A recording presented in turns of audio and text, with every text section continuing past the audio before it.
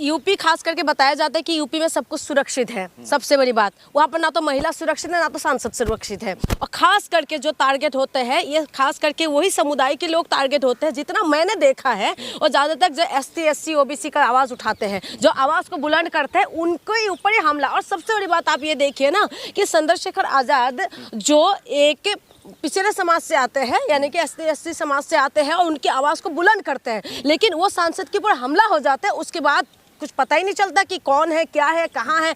तो इस तरीके से जो है योगी आदित्यनाथ की सरकार है वहाँ पर, और उसके बाद भी अगर इस तरीके से हो रहा है तो सबसे बड़ी बात है, सोचने वाली बात है। वहाँ पर दुल्हन जाते हैं, दुल्हन तैयार होकर आते हैं तो उनके ऊपर हमला हो जाते हैं।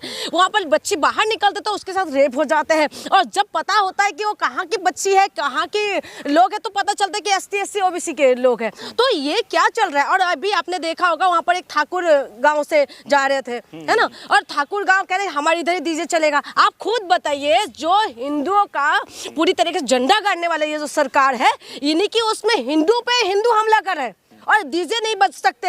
हाँ, लाउड वो क्या नाम है, अभी मेरठ में भी जो है घोड़ी पर से एक दलित को उतार दिया। आपने ये लगातार ये सारी वीडियो आते रहते हैं, ये लगातार आते रहते हैं। आप खुद देखिए कि लगातार ये सारी वीडियो वायरल होते रहते हैं कि दलित जो है वो घोड़ी पे नहीं चढ़ सकते, ठीक है, वो जाके एक अच्छा जॉब नहीं मिल सकते। यानी कि हर चीज में दलितों को फिर से रियलाइज करवाते हैं कि तुम दलित हो। यानी कि संविधान ने जो अधिकार दिया उस अधिकार की तरफ कोई वो नहीं है। वो बार बार ये हमारे तो संविधान ने सबको बराबर अधिकार कर दिया ना। बाबा साहब आम्बेडकर ने हमें वो सारे अधिकार दे दिया है जो हम लोगों को मिलना चाहिए। लेकिन उसके बाद भी ये सारी चीजें रियलाइज करवा देते हैं कि नहीं तुम दलित हो, यानी कि तुम पिछड़े हो। यानी कि बार बार इस चीजों को क्यों एहसास करवाते, फिर आपको कहते हैं आप वो है। लेकिन महाकुंभ में भी तो सबको बुलाया जा रहा है, आप वहाँ ध्यान नहीं दे रहे कैसे सभी जातियों के लोग वहाँ जा रहे हैं। देखिए इनकी तो एक हो रहा है, देखिए एक हो रहा है रोटियां सेकने के लिए ये लोग चाहते हैं कि सब एक हो जाए। इनकी रोटियां जब पकने के टाइम होते हैं ना तब ये चाहते हैं कि सब एक हो। लेकिन उसके बाद ही जब इनका मकसद पूरा हो जाता है उसके बाद कहते हैं ना कि अंग्रेज जब नहीं आए थे, जब मुगल नहीं आए थे, उससे पहले भी देश के अंदर जातिवाद था और वही जातिवाद ये लोग फिर से आज तक खत्म हुए। आपने देखा है कहीं पर यूपी के अंदर जातिवाद खत्म हुआ है या कहीं पर भी आप चला जाइए वो चीजें खत्म नहीं हुआ, ना कभी होगा खत्म। इनको लगता है कि अभी धीरेन्द्र शास्त्री भी कह रहे हैं ना, जात पात को करो विदाई, हिंदू हिंदू भाई भाई। अगर हिंदू हिंदू भाई भाई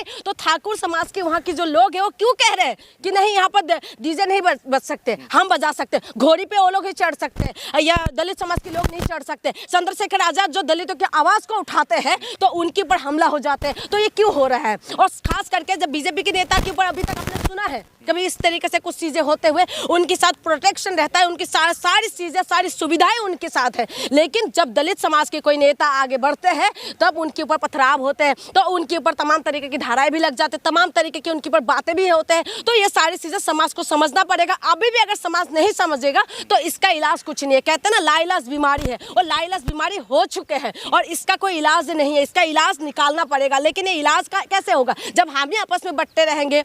बटे हुआ है तो दलित समाज के लोग जब एक जगह होता है तो आवाज उठते हैं। अभी दलितों का आप देखिए ना किस तरीके से दूल्हे, आज कितने में सदी में रह रहे हैं, 2021 में रह रहे हैं, ठीक है, लेकिन 2025 में रह रहे हैं, लेकिन 2025 में भी घोड़ी पे नहीं चल सकते। आप बताइए बाबा साहेब आम्बेडकर ने कितना कुछ बर्दाश्त किए थे। पानी नहीं पी सकते थे, उस तालाब में कुत्ते पानी पी सकते हैं, मुसलमान पानी पी सकते हैं, लेकिन दलित पानी नहीं पी सकते। उस समाज इस तरीके से दलित समाज को पीछे रखा गया है। हाँ, आगे मटका रखो, पीछे झाड़ू लगा के चलो, ये फिर से वहां पहुंचाने वाले हैं। और जो लोग उनकी आवाज को उठाते हैं कि नहीं हमें वो पिछड़े से बाहर निकालना है। एक नारा है सबका साथ सबका विकास, सबसे ज्यादा जो है इसी बात पे वो ध्यान देती है और लगातार चुनाव भी जीत रही है। आप इस बात को भूल जाइए। बिल्कुल चुनाव जीत रहे हैं, इसमें आपका कोई डाउट नहीं है क्योंकि चुनाव जीत रहे हैं। क्योंकि हम लोग मुद्दे पे नहीं, हम धर्मों में खुश होते हैं। जिसका चूड़िया टाइट हो रहा है ना उसमें हम खुश हो रहे हैं। जो समुदाय, दलित समुदाय की बात कह रही हूँ मैं, सबसे ज्यादा जो है ना, ज्यादा ST SC OBC की ज्यादा तक भागीदारी है, लेकिन वही लोग खुश होते हैं। वो जब खुश हो रहा है तो उनको पता है भाई राजनीति, बीजेपी से ज्यादा उस्ताद कोई है क्या राजनीति खेलने में। राजनीति में उस्ताद है तो इसीलिए तो उन्हीं को बांट रहे हैं, उन्हीं का वोट से बीजेपी जीत भी रहे और उसके बाद ही उनकी पेश दरार है। संविधान बदलने की बात करते हैं, अभी देखिए दिल्ली के अंदर जीत के आए तो बाबा साहेब भीमराव अम्बेडकर का फोटो कहाँ चले गए हैं। तो ये सारी चीजें ये लोग बार बार दिखाते हैं, लेकिन उसके बाद भी दलित समाज के लोग नहीं समझते, वही आपस में फिर से बटेंगे, फिर OBC अलग हो जाएंगे। ये हिंदू धर्मगुरु हैं राम भद्राचार्य जी, उन्होंने फिर से बयान दिया है कि आर्थिक आधार पे आरक्षण कर देना चाहिए, इससे जातिवाद खत्म हो जाएगा। कैसे जातिवाद खत्म हो जाएंगे? जातिवाद का कोई खत्म नहीं कर सकते, ना नेता लोग वो खत्म बता होने तो रहे देते कि हैं। आर्थिक आधार पे आरक्षण देते नहीं, कुछ नहीं। आर्थिक आधार पे कैसे आरक्षण दे दीजिए? आप बताइए कितना हो सकता है? ये चीजें करेंगे ये लोग? ये नहीं हो सकते और ना तो ये करना चाहते।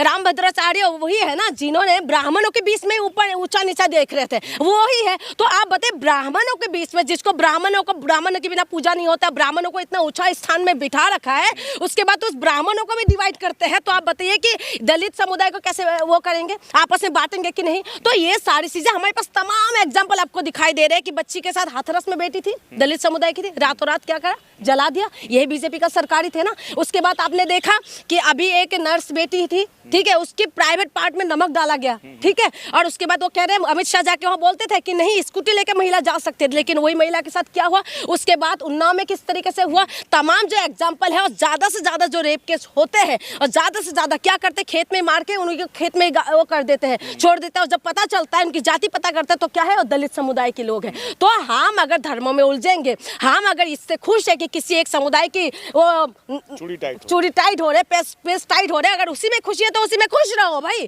तो आपको कोई अधिकार नहीं है, हमें सेफ्टी चाहिए, हमें कोई बोलने के अधिकार नहीं है। ठीक है, पत्थरबाजी हो रहे होने दो, फिर क्या दिक्कत है?